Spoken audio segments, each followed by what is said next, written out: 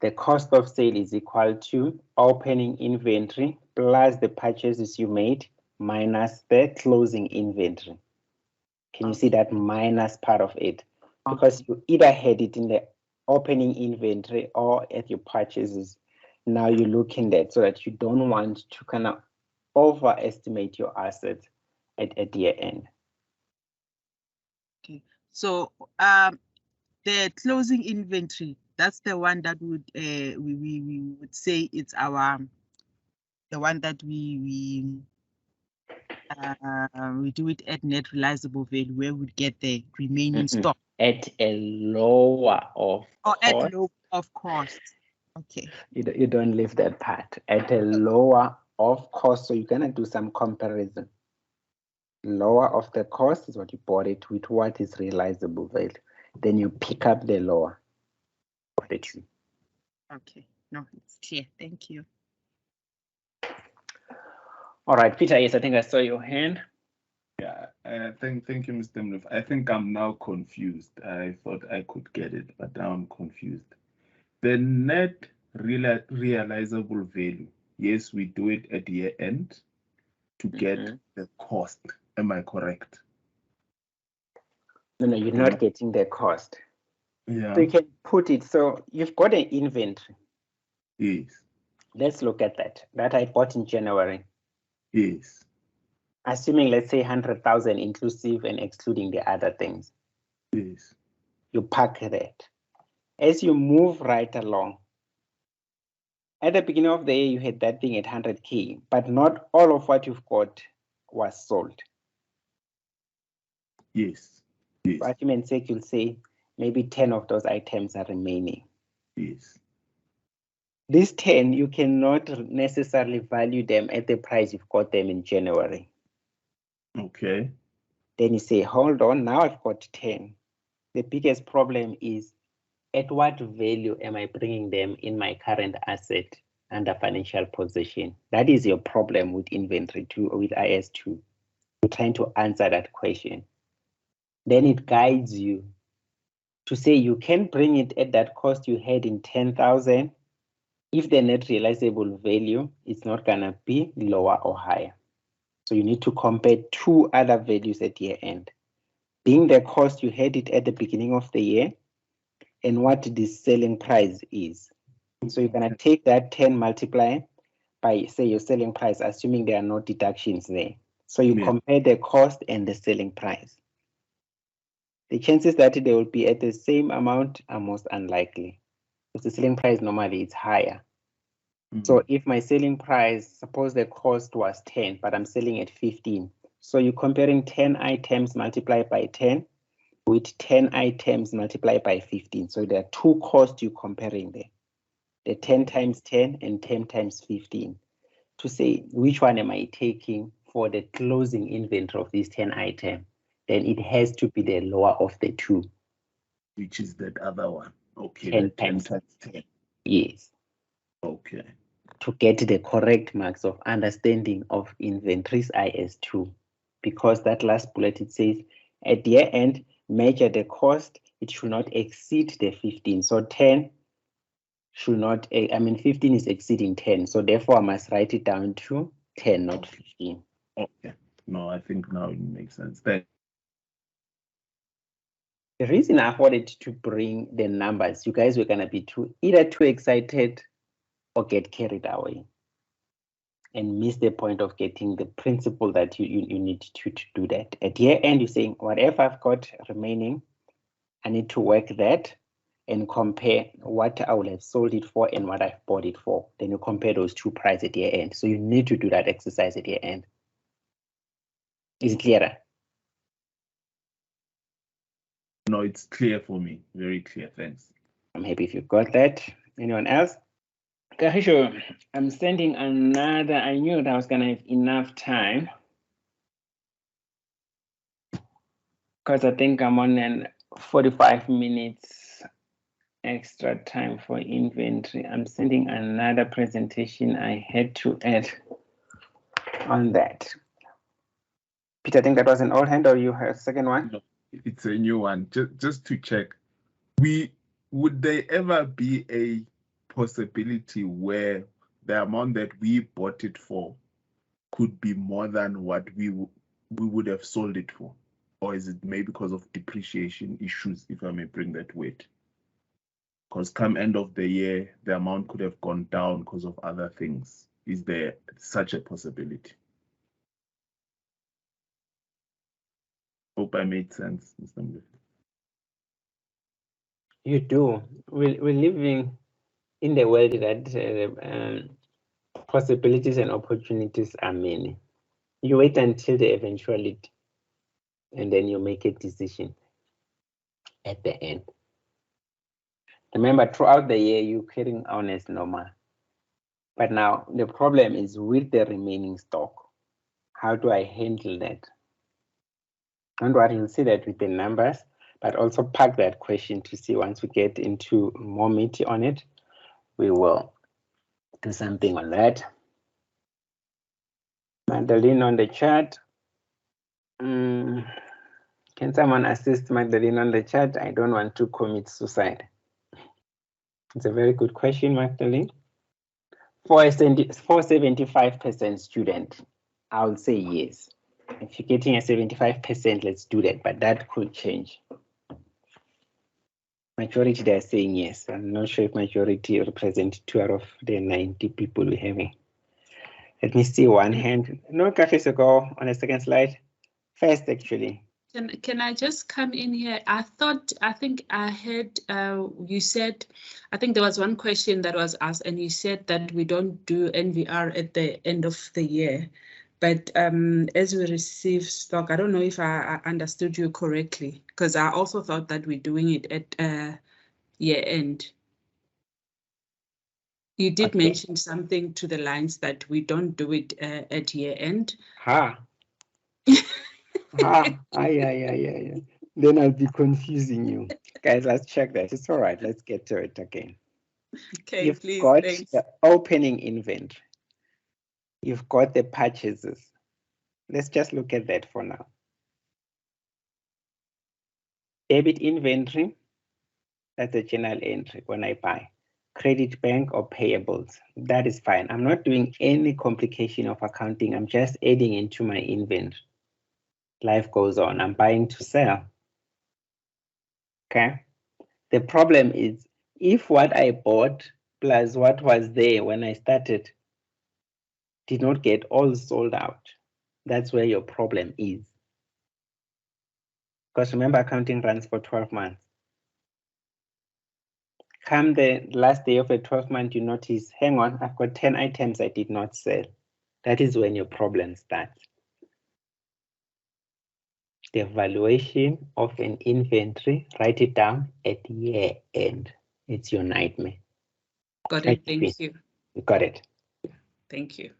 I just did not want to commit suicide. All right. Are you guys happy with inventory for now? We've got it. We'll jump into the figure. I don't like to bring figures immediately. Kahisha, let me see my coffee. I need to do a few things. 2 minutes before you do that, you can get a comfort break. Make sure you've got a piece of paper and something to write. We're moving on now. You're about to write now. Kahisha, just 2 minutes. And so I think that must have been the old hand if I didn't recognize it. Let's park it. Just give me 2 minutes. It's an old hand. Thank you, sir. Hey, Tada. Let's go. Graduation. Guys, you know the feeling of graduation, it's so nice. But I saw something on Twitter to say, I think we like posting. So you rather post your efforts now and the graduation pictures and all that. I think we might have graduated before the time, so we are more of a private people, so we're not out there. But you definitely have to graduate. It's very nice to walk in that stage. Yeah. Let's go to the next one, Kafiso. And it shows we've done 4 learning units so far. They're all building them, so don't think one, I forget about it. You'll be surprised in between. I'll bring the inventory 2 weeks later or whenever. That's your favorite is coming. PPE. Who's not obsessed about PPE? Scroll down, Chris. It is 40% of your exam, unfortunately. Yeah, you must like it. You don't have a choice. Let's get to that slide. So papers ready. We're gonna have that. I do exam as I go ahead. I don't have time to do that, but I want to get everyone exam fit. Let's scroll down at Chris. I think I picked that one up during the COVID time. The paper I wrote in November. It had 35 marks. Prepare only the property, plant and equipment. Only property, plant and equipment and investment property note. That's learning unit 6. We'll ignore that for now. In the financial statement of Bellcrest Ltd for the year ended 30 June. Let's scroll down, Kagiso. See how I read. Please note the total column property, plant and equipment is not required. Remember what we did there? You'll only do that if you are doing financial statements, the total column, because you need to bring the total amount of PPE into the face of the SFP, statement of financial position. Fair enough, that's one. Scroll down, Carissa, please. Comparative figures, someone spoke about it, they are not required. You'll hardly do that, it's only in practice. Accounting policy note as well is not required. They don't want that. All calculations must be shown. For now, I don't need that. I'll give you that 10 in an exam, they must be shown. So you're gonna have that page, because we said 2 and 3, I'm writing my note. Remember that in the landscape. And then page 4, it's when you start your calculation. But please note the asset. Let's scroll down one more time, Chriso. You've got land, you've got building, you've got equipment, and what else there? Plant and equipment and furniture. So you've got 4 like we did in an exam. Now what you need to learn on what to highlight in an exam. If you highlight, I don't know how you write or how do you answer these things. This is as raw as it will get in your exam when you write. But we're different. I hope 80 of us here does things different. But to make sure the mind is focused at a specific things, I did the highlighting for you. The next slide, Krisho. Just open all of them, okay? See how am I highlighting? I'm not an art person, but I think colors, they just make my life easier, and I smile, I relax, I just gain confidence, then I'm passing. What I've highlighted is what the examiner wants to see in my answer book. So you guys producing the memorandum, scroll it one more time. We'll wait for half past. So the required, I didn't bring all the other questions. We practice what we did that day. Because it's 35 minutes, so you'll have multiplied that by 1.2 to get the time. So in an exam, they guide you with how long. It's a 35 marker question at 1.2. It's 42 minutes, almost 45 minutes, 42 minutes. So I'm giving you 5 minutes. Scroll it down one more time, Kahizo, just to get the list of the assets. Okay, there they are. So you had 4 assets: land, building, plant and equipment, and furniture. Please prepare the note. The way we discussed it on Thursday in 5. So at 9:35, you start sending me to my WhatsApp.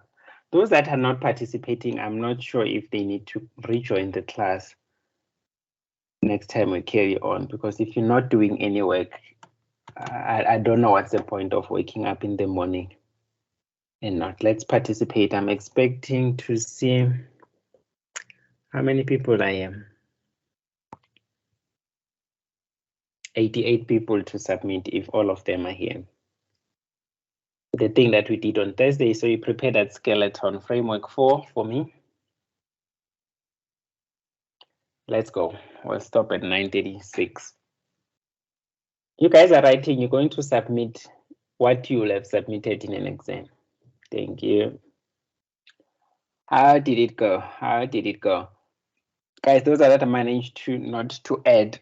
I will definitely add you. I'm slightly slow in writing and typing. So yeah, I'll try to add as much as I could. Let's pack and participate. I hope no one is writing. Let's get that. That's where the initial discussion you had, Kagiso, with cameras and all that will come into place. I hope, because these people is full of people of integrity and honesty, no one is writing. Let's see, 1, 2, 3, 4, 5, 6, 7, 8, 9, 10, 11, 12, 13, let's do today 14. So I've received 14. Please don't type, just send a message now. I'll do the talking later on. Those that are being added, the reason you added on my WhatsApp group is to submit my work. The number, it's not tying, I think it's increasing.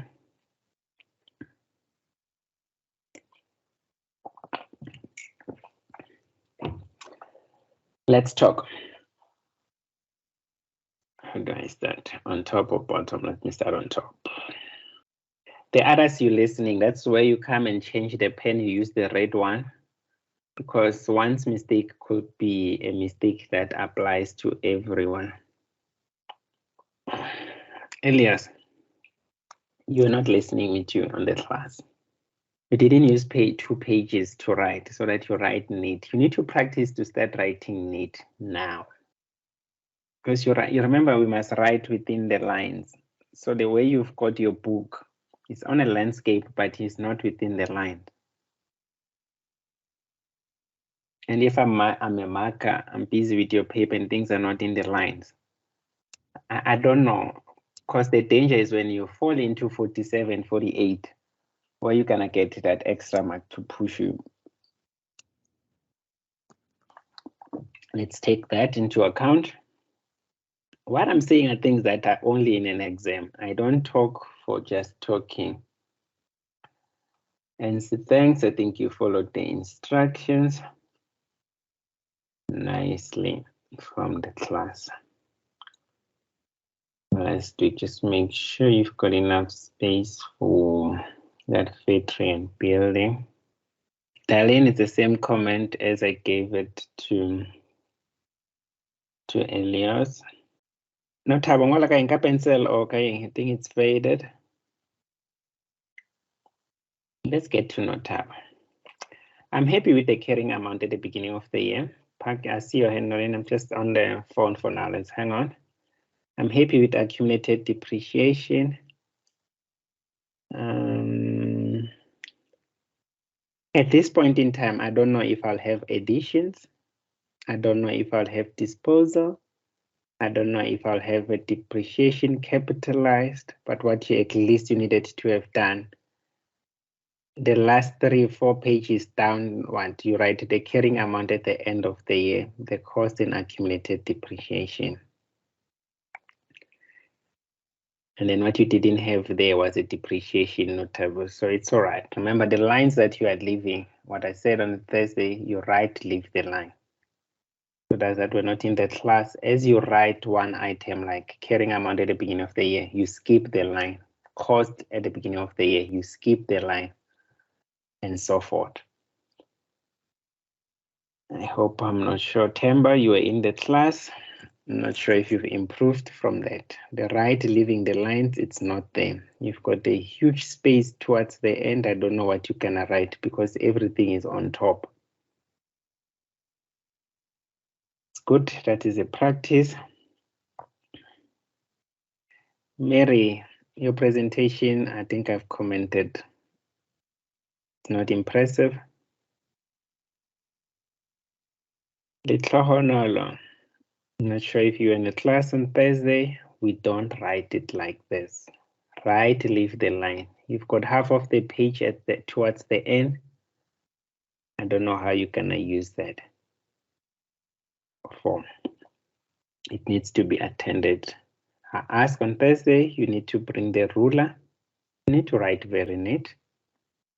Ravi, we also had everything, but I don't know if you can practice in an exam. Yanel, I'm not sure if you're in a class. It's the same comment as the others. You're writing on a portrait. Avoid to write it like this. It needs to be on a landscape. Precious. Same comment with the others. Please also write, leave the line, write, leave the line. You need to use that entire page there. Kiribon, in question 1, you don't scratch. It means, it could mean lots of things. You're starting to panic. You are not calm down. You can't scratch in question 1. You're gonna see fire. Same thing with the other comments with everyone else. Zake say, no, I bought this exam paper. I'm not gonna waste paper. I'm just gonna write on a portrait. I'm not happy, but at least you're the first one I'm picking up. You write left the line. The little bit of scratching in question 1 that you cannot afford. Remember the question you start with in an exam, if there are 4. Psychologically, it means it's a question that you think you're gonna do best. So you can't start scratching in question 1. I like the right, leaving the line in between. I don't know if there's no depreciation capitalized, how you're gonna resolve that issue. You don't write much of the details there as well. Tiani, I'm not sure if you're in a class, but same comment as those that I've given Zakes. Portrait for Bafana. I think Bafana was in my class. Isabel, I think I'm happy. Yeah, this is how you're gonna answer your question. Yeah, thanks, you're the first one to use the ruler. It's all right on the details. That is fine. You've got your evaluation, depreciation, additions, disposal cost, and depreciation. Guys, if you were to look at Isabel's on the group, if you're on your phone, Isabel is the other way around now. Under asset disposal, use the red pen and repost. The cost is the one that must have the bracket and the depreciation you add if you dispose. Remember, you're removing the asset completely, but you add back the depreciation. In this case, you're gonna see fire. Just use the red pen to scratch out the depreciation and use the red pen to put the minus things. But other than that, I'm happy. I wanted to see that. Non-client, you tried to use 2-page, but you didn't move to the next page. You can see you're right, leaving the line, which is great. I'm happy. Remember, I said note 1 can never be property, plant, and equipment. Just check the notes from Thursday. Accounting policy. Because I think that you start writing down, that should be the habit even on the 6th. So what we are doing here, it's what you'll be doing on the 6th, unfortunately.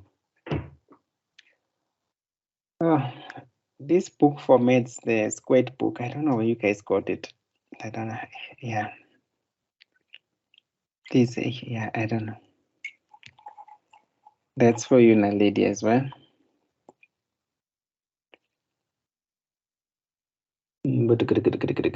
I like the landscape, Valencia. The book, I'm not sure, right? Leaving the lines. You guys getting lazy. I don't know what you were doing there towards the end. Let's see. Oh, you cost or evaluation at the end of the year. Okay. That's nice, right? Leave the line there on top as well.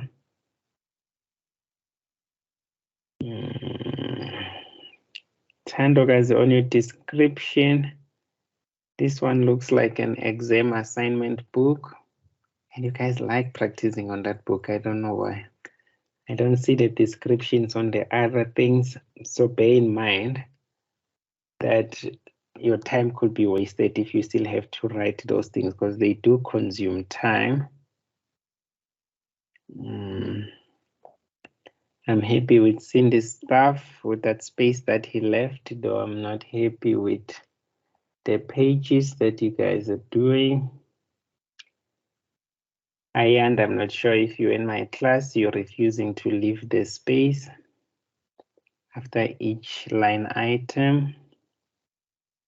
So, well, let's see.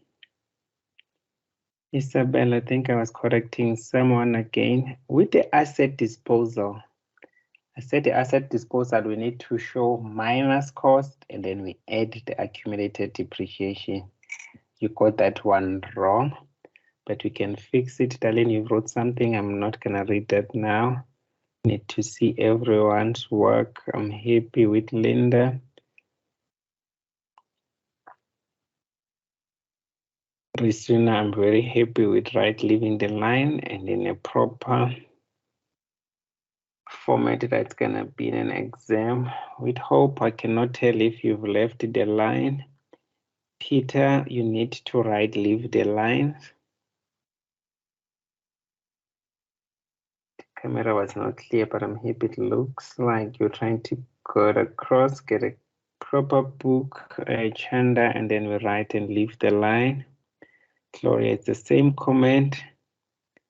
Notable pencil, please throw it away. Don't ever do that. There was a student in some years ago wrote an exam in a pencil. Because what you practice is what you think you're gonna do on the 6th. So you'll forget and write because your hand is used into this comfort of a pencil. And you might end up writing an exam in a pencil. Let's take it away. Innocentia, think right, leave the lines. It's necessary. Muchabi, I know you're not the only suspect with Unisa pad, writing pad. Katlejo, right, leave the line. Darlene, thanks for the past paper. Tandega, right, leave the line. And use the ruler as well to cut across. Sonia, thanks. Right, leave the line as well. All right, I'm back. Let's see if there are hands. I think Darlene's hand were up first. I somewhat typed my comment, which I typed on WhatsApp here. It's That's just right. regarding the 2 pages. I was concerned because we're not sitting in a venue. I understand why you want us to do the 2 pages, but if it's a venue based, but we are at home.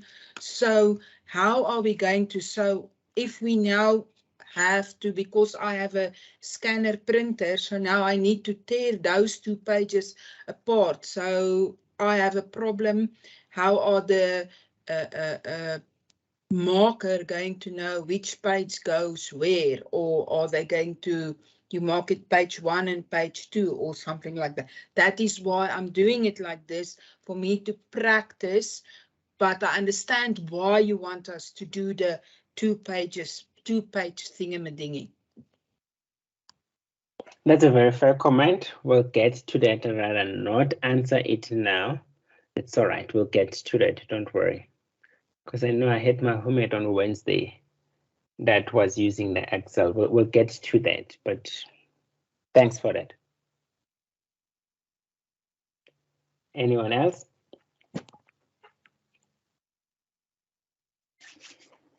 How did that one go, everyone? Those that did not respond or got a chance to be loaded. If you didn't send something on the group, how did it go? Did you find that helpful, resourceful? All right, I think what we're saying there, once this is done, it's out of the way. 40%, about 35% of your time you'll have spending now doing the calculations. But the skeleton is already there for you to keep dropping the marks and score that 35 marks. Okay, we'll get to the details of that question. There was nothing. Next slide, Kahiso. Yes, Dorian. Sorry, Mr. Molefe. I think it really helps to know the structures. I really appreciate what you are doing, that you must get used to know the structure so that when you get to exam, at least you know what to put where. So I just wanted to say that. Thank you. Thanks for that. Kahiso, next slide. All right, remember in the second class, we've covered the elements of financial statement rules. Let's scroll down, Kagiso. We said our assets, they increase on the debit side and then they decrease on the credit side. It's very important because I think the next class will be having the numbers. So these debits and credit, I'll never visit them. You'll apply them live. Then liabilities, they increase on the credit side and decrease on the debit side. And then scrolling the equity, they increase on the credit side and decrease on the debit side. Next slide. There's a bit of a revision. Next slide. The income is increasing on the credit side and decrease on the debit side. Expenses, they increase on the debit side and decrease on the credit side. Next slide. I wanted to touch on Learning Unit 5. So to a certain extent, we've already started with Learning Unit 5, specifically to what could be in an exam, either in your exam or sub-exam. All right, let's see what is expected of you. All applicable definition, as we did with the elements of financial statements, particularly on the assets. We've covered that on Thursday, that we've got non-current asset and current asset. You guys could define that. What are they calculating? The cost of the PPE, it follows the same details as the inventory, what costs are included. So assets, I think the way they did the international standard, the numbers will differ as well as the topic, but they were built in the same concept with all the assets. If you've done IS2, that inventory, or to say what really comprises the cost, once you move to property and equipment, it's more the same thing to say what are those costs excluded. So you're gonna study one pack of the thing properly. Then when you get that, you'll recall it looks like it's a definition. Go backward, Kagiso, on that slide that had. That's one. I'm just finish on this one. And then what else you guys gonna be able to do? Depreciable amount, we'll get into the definition of that on how to calculate that, as well as annual depreciation. There are a number of ways we're going to do the calculations on depreciation. It carries lots of marks. You need to be comfortable with that. What else you gonna do? It's revaluation of asset. I saw in the comment earlier on when people were saying investment property, it's giving them problem. But it's nothing other than just the revaluation. It looks like a revaluation where you're just adding more. Because once you've got a property, I think the idea, if everything is going well, you expect your property just to keep increasing on the value.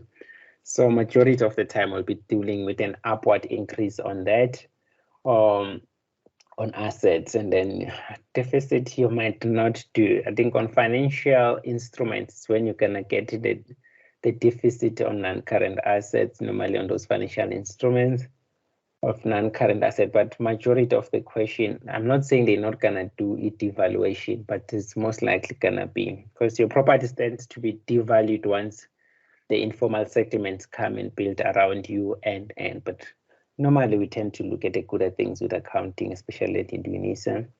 And then we're gonna be able to deal with that carrying amount. You saw it happens in what you just submitted now at the beginning as well as at the end of the year, and the revaluation amounts there. And more important, as we've covered it on Thursday, the presentation and disclosure. So it could be the way we did it on Thursday, where you can show one line item, but the other question will want you to do the note. That's the only way it can be examined now. So I'm not writing off the journal entry, the one that I did the recall of elements of financial statement rules. The other question could say just do journals. If I was nasty, I would rather say prepare lots of journals as well as the disclosure. Next slide. Let's see if I've got other hand.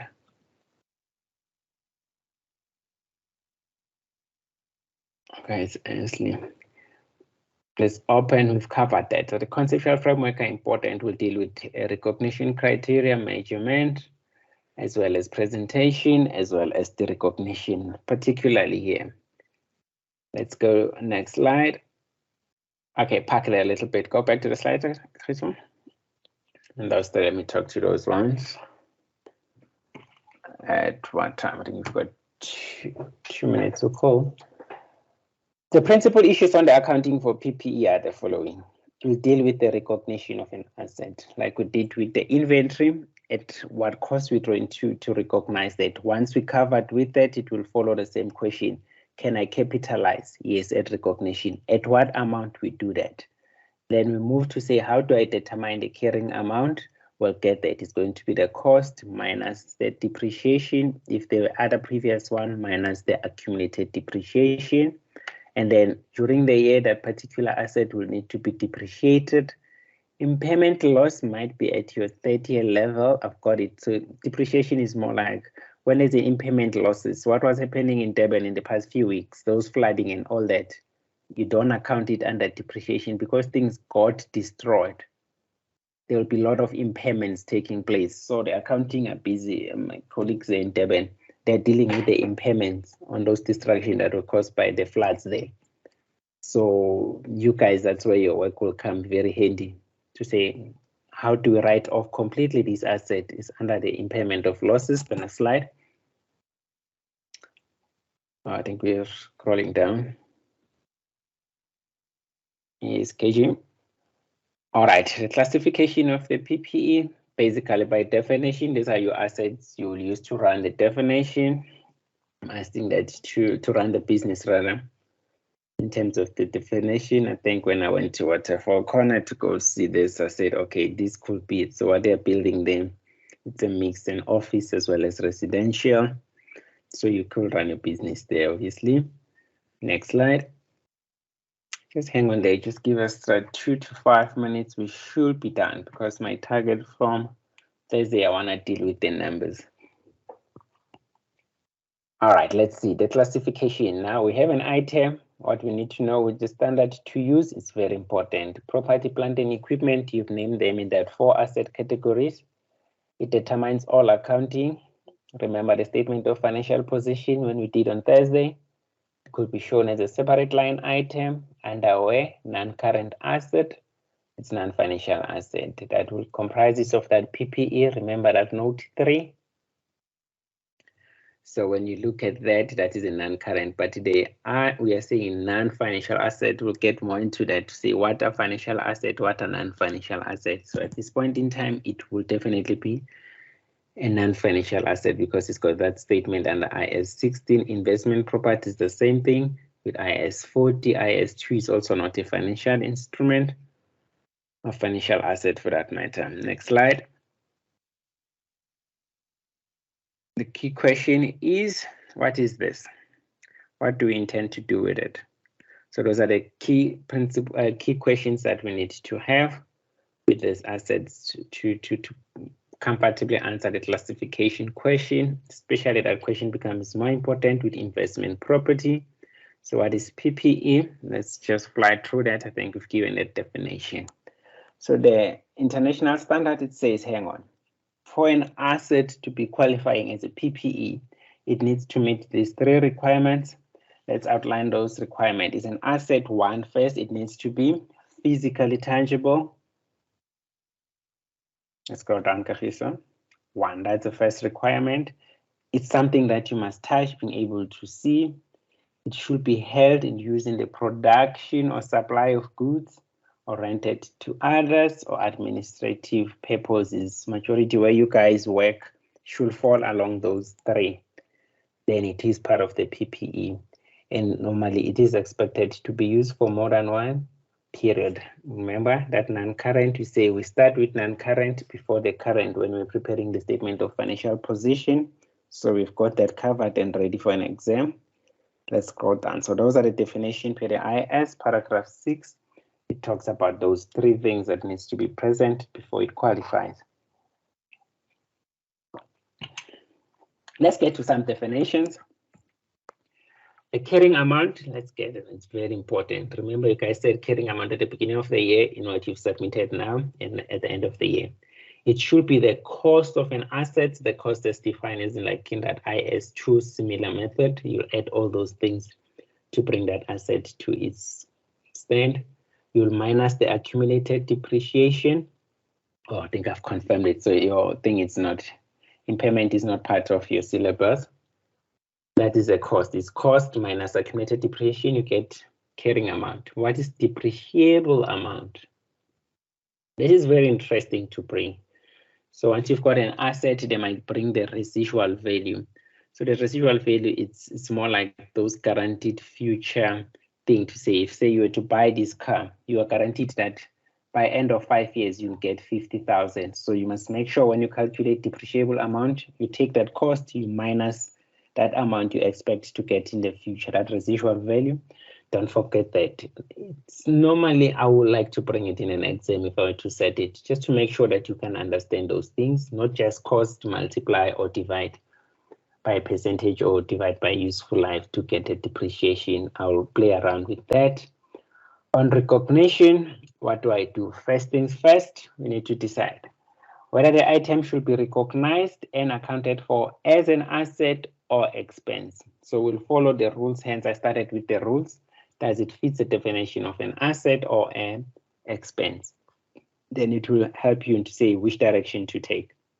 Secondly, the cost of the PPE shall be recognized as an asset if and only if it is probable that the future economic benefit associated with the item will flow to the entity. This is usually the case where there are risks and rewards of ownership are passed to the entity. Third year, expect discussion question around the PPE. This year we'll be doing lots of calculation, but I'm bringing that to pick up everything for you so that you guys are ready. Next slide. Okay, so please just give us a little bit of your time. I know we are slightly out of time, but it's critical that we get into that. How many slides to go? On measurement, it follows that. Can we capitalize? At what amount? When do we capitalize? Very important. We said when it meets those recognition criteria. And what amount do we capitalize? We need to be comfortable in answering that. See, it's the same format I've used for inventory. You do that at initial recognition and measurement. Next slide. Same thing. It's an asset. My asset increased with the debit entry. That's why I'm debiting that PPE. It will depend how am I financing it. Is it through the bank or cash or on credit? Next slide. That's the journal entry will pass. Those purchases will push that additions if I'm just buying it there. Cost, we've covered that with the inventory on what it comprises of. Let's get that. Got inclusion and exclusion. You see it follows the same standard, that purchase price excluding the discount, transport and installation, legal cost, net testing cost. So those are the things that you do that. I think borrowing cost is not part of your standard. You'll get that statement next year. Next slide. So those are the costs. Key things are the same as those of an inventory, basically. I've covered that a number of times. Let's leave that. That's a 30-year stuff, the dismantling cost, I think. Next slide. The measurement and subsequent. What happened now at year end is the same thing. Remember, an asset will depreciate during that couple of months until the next year end. So you need to know how to do that. Initial measurement. Capitalization stops when the PPE condition is in use or expenditure. Once it's expense or capitalized, we'll get to that. You're touching your depreciation, subsequent capitalization. I know you guys keep mentioning depreciation capitalized. We'll get into that animal on its own. Next slide. Depreciation, why? Depreciation relates to PPE being used. As I'm using that asset, its value keeps going down. Basically, that means that. So it's defined there. I don't want us to get to those details. Relates to that reduce the useful life, nothing to do with the reduction in value. It's a useful life. You're just cutting the years. So if it's a property of building that is 20 years, you keep going down up until year one. It's got nothing to do with value. That is relating to the other aspects on that. How do you calculate that? We'll spend much more time on Thursday when we go slow. There are 3 methods. The first 2 are very important and they're always in an exam. The straight line method is when they are giving you a lengthy question or part of them, because with those 4 assets, some will be depreciated using straight line method. There are other assets there, 1 or 2 that is going to be done at a diminishing balance method.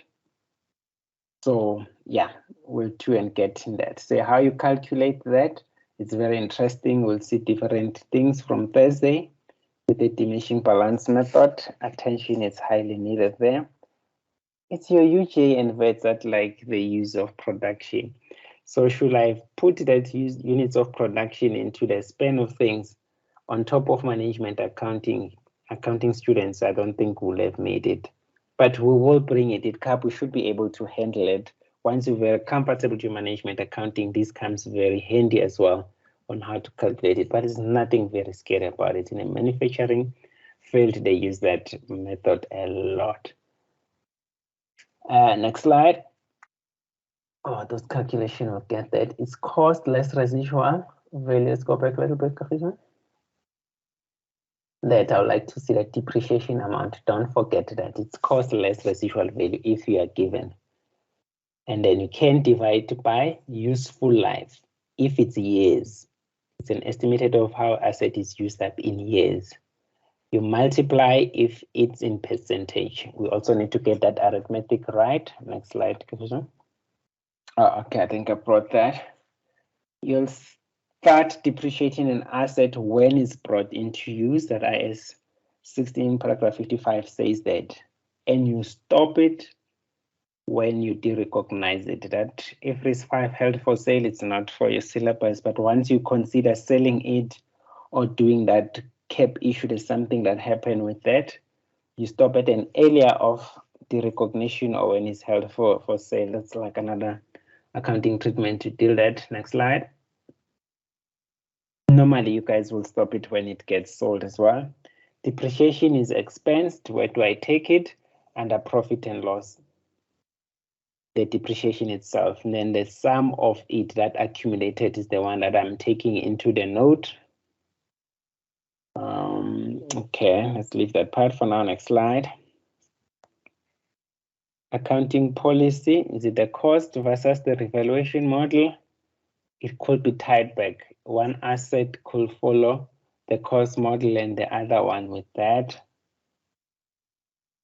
It's an accounting policy, but an exam will be very clear which method we are really taking or adopting, and then it needs to be followed out. The revalued amount will get into that. Next slide.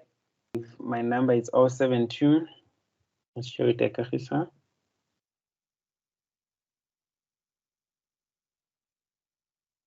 Yeah, 072 283 5898.